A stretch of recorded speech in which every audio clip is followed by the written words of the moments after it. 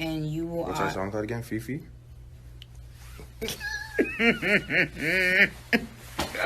Oh, wow. After Nicki Minaj earned her first platinum plaque with 2010's Your Love and would go on to rack up a total of 20 platinum singles throughout the better part of a decade. So I want to just thank you, the fans, for allowing me to change and have a different voice every time I come back out. After dating fellow artists like Safaree and Meek Mill and was rumored to hook up with Drake and Nas. So, but have you had sleepovers yet, or is it just... We have. Also, there was that brief news headline that she was a thing with Eminem. How many people in Boston want me to date Nicki Minaj? Well, God damn it, me too.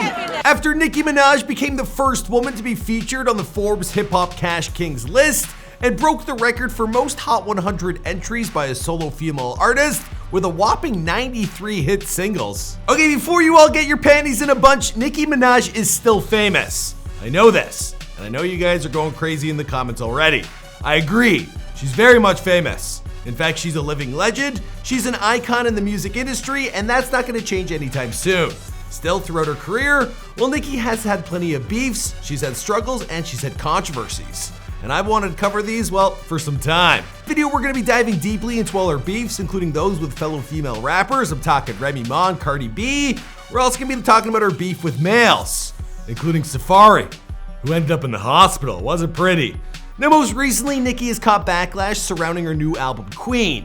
Now, first, she caught flack for her collaboration with 6ix9ine because of his history of, well, you know, Treway, Colourful Hair, don't care.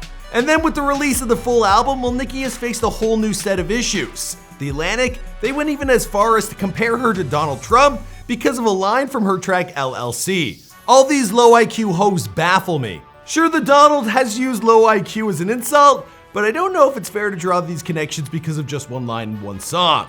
Now, at the same time, she made even more waves recently, going off on Travis Scott and Spotify via Twitter. Basically, she had a whole Twitter rant accusing Spotify's ratings for being fake news. And well, there's really only one word for that: presidential. What's going on, guys? It's your boy Michael McCrudden, documenting the life and career of Nicki Minaj after her initial rise to fame, here for you, of course, on After They're Famous. Now, I've recently done similar videos on Demi Lovato, Boonk, and Alex Jones. Be sure to check those out. Also, a huge thanks goes to our sponsor, Candy Pens. Now, as always, be sure to let me know who's next in the comments down below, or you can hit me up via Instagram or Twitter at McCruddenM.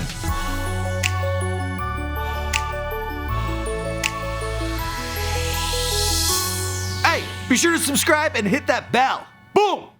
Call that judge right now and tell him I can have my baby back. I am not gonna argue. Call him. Nicki Minaj was born Anika Tanya Mirage on December 8, 1982 in Trinidad and Tobago, but she grew up in Queens, New York. Now, I've covered her childhood and her come-up story in the Before They Were Famous video I've done on her, so for more details on that, you should definitely check out that video. She really does have an amazing story. Her dad was an addict who sold the family's furniture to buy drugs. Her mother, a nurse's aide, struggled to keep a stable home. As his addictions got worse, well, he became abusive and even set the family home on fire in an attempt to kill her mother. As a teenager, Nicki went from drama student to aspiring musician, and eventually she fell in love with rap. Now, she was discovered by Lil Wayne, she signed to Young Money, and she grew a following with mixtapes like Playtime Is Over, Sucker Free, and Beam Me Up Scotty.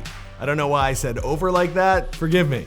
Now, her lead single off her debut studio album, Pink Friday, well, there was a track, Your Love, and it was released in 2009, and it hit #1 on the US rap charts, making Nicki the first female artist to accomplish this feat, well, since 2002.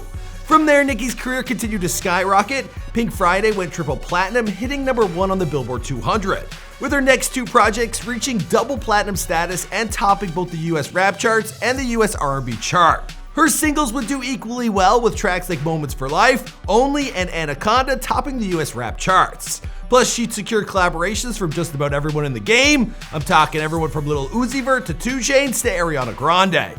Now, throughout her career, Nicki picked up a dozen awards, including AMAs, Teen Choice Awards, and MTV VMAs. Also, well, 10 Grammy nods.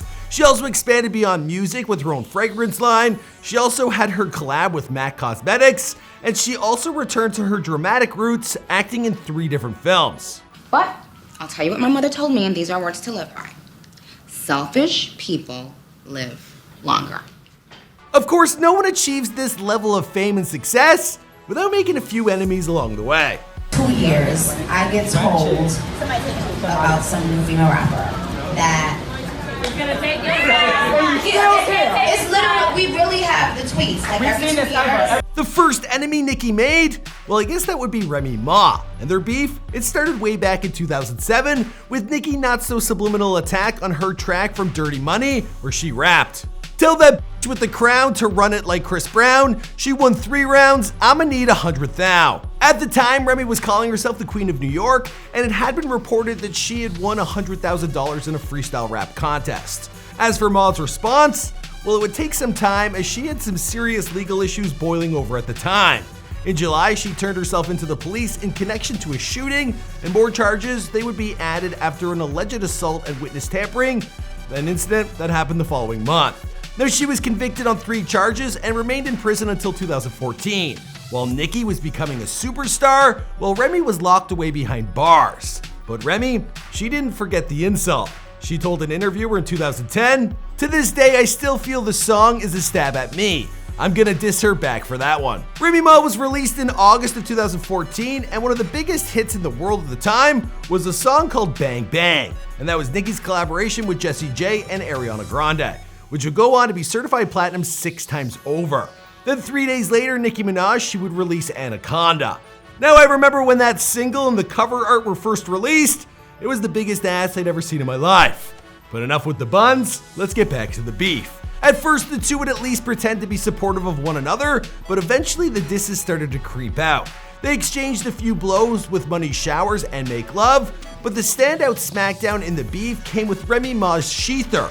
In the track, Remy took shots at Nicki's career, her sex life, her family, and she made claims about her. Well, I'll let my girl Wendy break it down. About Nicki's butt. I mean, come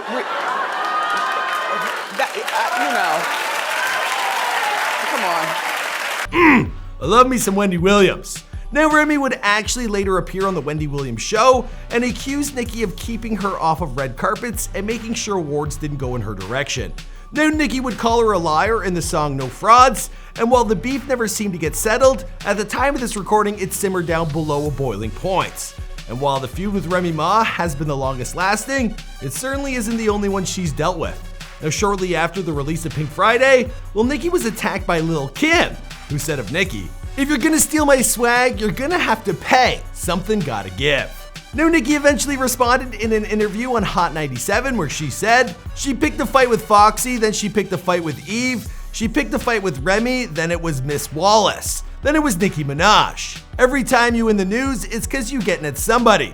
Where's your music? Put your music out, and when I see your name on Billboard, that's when I respond to you." She did seem to respond to her eventually with the track Roman's Revenge. Lil' Kim fired back with the track Black Friday, and in the cover art for her mixtape of the same name. As you can see, it seems to depict Lil' Kim decapitating Nicki. Jeez. A more unusual beef would also emerge with the cover art for Nicki's Lookin' Ass N-Word. Yeah, Malcolm X's daughter, Elisa Shabazz, well, she was pissed off about the use of the picture of Malcolm, especially since the title included the N-word.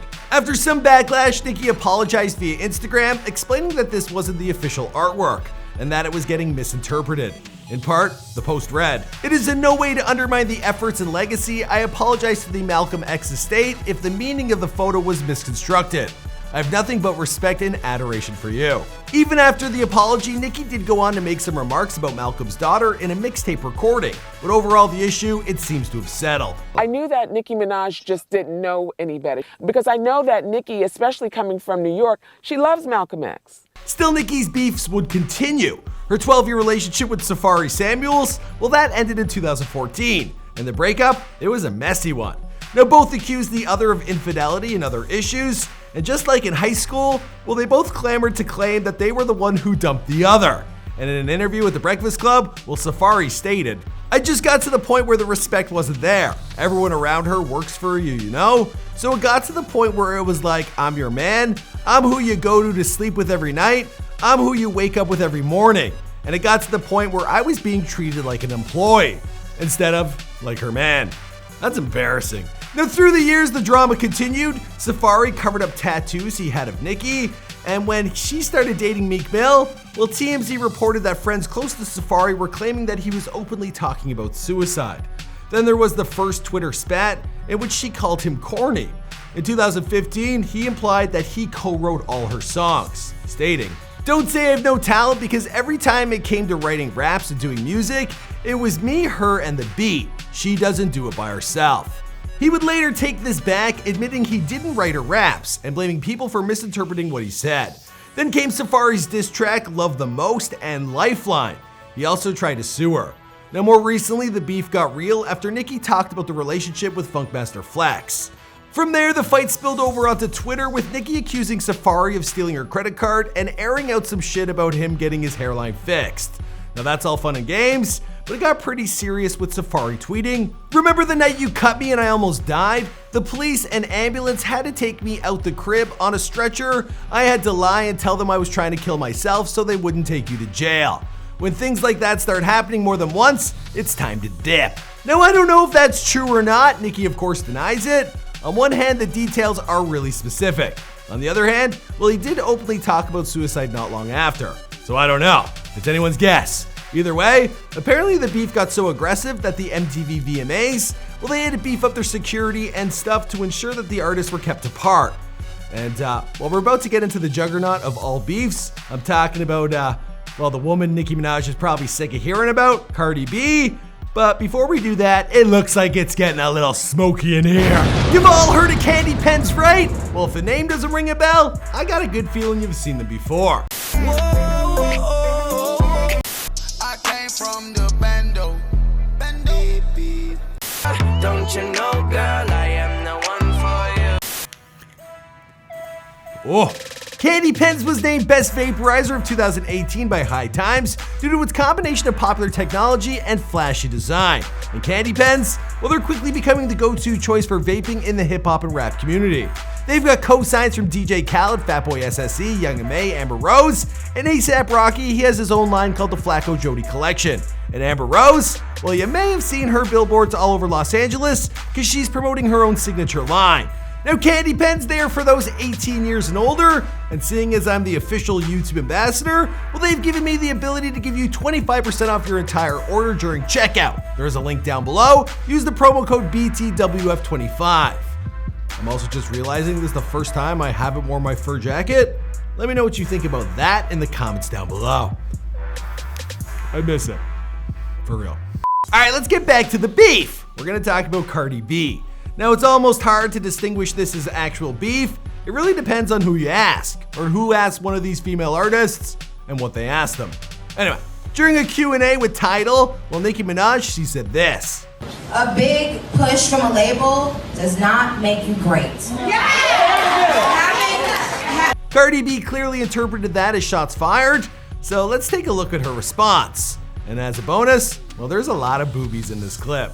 Ban this free speech right now! Ban it! Oops, sorry, wrong clip. Here it is. When you build a fan base, they're gonna wanna buy whatever you give them. And nobody, no label could buy that shit. If everybody could have a number one, then why not everybody have one? Now this beef is kind of an overhyped thing. I mean, they're both big female rappers, they're both from New York. People have been kind of looking for a beef, and I don't think there's much behind it. When asked about it in an interview with Ebro, well, Nicki even stated, "No, I didn't know Cardi and I had an issue, but I guess we do since you're saying it and other people are saying it. To me, she may have taken an issue with things that I've said, but I'm not gonna bite my tongue. You gotta have thick skin. People talk shit about me all the time. You can't be expected to be liked and loved and praised all the time. Give me a break." Of course, Nicki hasn't just faced hardships because of her fights, she's also been attacked because of her friends. Now, numerous articles were written about Nicki Minaj's collaboration with 6ix9ine, critical of the cosign because of the controversial past. You know, Treway. Now, one Pitchfork article, well, it claims she was normalizing predatory behavior, and went on to read, "The choice to use her platform to further legitimize a sexual predator is in direct contrast with the nationwide black woman-led movement to silence music's most infamous abuser." They're talking R. Kelly. If this pattern of normalization continues to seep into our culture, by the time the magnitude of the damage is determined, it will have caused irreparable harm to society. And while she was facing criticism for supporting Tekashi, she also faced criticism for not backing him enough. with Drake clowning her for the track. And you are... What's our song called again? Fifi? Tekashi responded telling his fans, "Everybody go comment on Nicki Minaj's page and tell her 6ix9ine don't want to be with you no more." So mind you, all these last beefs, they're all stewing at the same time. In August of 2018, Tekashi recently told Nicki off. Then Nicki and Cardi, their quasi-beef is still happening, and she's fighting Safaree again. So you know what that means? Well, it's a fantastic time to put out a new album. And of course, she dropped Queen on August 10th, 2018, in midst of all this heat. Then the official numbers started coming in on Sunday, August 19th, and they're really good. She had her largest streaming week ever with 128.7 million on-demand streams, and her album also debuted at number 2 on the Billboard 200. This is amazing news, but over on Twitter, well, Nicki seemed pretty pissed. So let's take a look at, well, some of her tweets. First, she went after Travis Scott, who had the #1 record, and she complained that he sold a tour and album bundle. You know, that's pretty smart. Also, it was promoted by Kylie Jenner, which got him an extra 50,000 sales. So that's enough to, tip him into the first place. Nicki's not happy. She then talks about apparently losing out on 12 hours of sales. More on the Travis thing here, this time talking about clothes sales. Again, here she's talking about Travis Scott and Kylie Jenner again. She's saying Queen is actually #1. Then she goes after Spotify, and it gets pretty weird. Spotify puts Drake's face on every playlist, but told me they'd have to teach me a lesson for playing my music 10 minutes early on Queen's radio, even though they've been giving away my music for free for years, and I'm one of the top Spotify artists of all time. Spotify had to teach me a lesson, but rewarded the man who has had an Apple radio show the longest. They took away my promotion they had promised for the first CPL days because of this. My music went up on Apple, so I played it. I assumed it was on Spotify and Tidal at the same time. Then she goes after her label for not backing her. My label didn't want to defend me for fear of Spotify trying to teach Ariana a lesson too. That's actually really creepy. I mean, if Spotify is pushing their weight around and controlling artists like that, that is super messed up. And even Nicki's label, they're afraid of them. But hey, the rant, it ain't over yet. Do you know how many people subscribe to my Spotify page? I don't actually, and I'm the facts god. I'm sure it's a lot. Do you know how many women get systematically blackballed out of their positions in an office building and can't fight back? Wait, are we still talking about Spotify? What just happened now? Now, after all this, some people thought that she was upset or something, but Nicki quickly took to Twitter to explain that she was just chilling. People are calling me thinking I'm huffing and puffing. Oh my god, y'all, this is sarcasm/dry humor. Yikes, I'm having the most iconic time. Come let me kiss you. Who's coming to the secret show? When people call me and hear me cracking up laughing, they seem so puzzled. Loosen up. Okay, if you're confused, you're not alone. But Nicki said a few times that she'd be cleaning this up on Queen Radio, which should be happening, well, around the time I launch this video. There's my watch. So if you have any updates, be sure to let us all know in the comments down below. As for the rest of the story, well, I'm excited to see how it plays out because this is After They're Famous. My name is Michael Crud. Thanks for checking out this video. Be sure to hit subscribe if you're new to this channel. Also, thanks to Candy Pens for sponsoring this one. Without them, we couldn't make these long, epic videos. And let me know who's next in the comments down below. I'm thinking Treway! Colorful hair, don't care. Whew, that was a long one.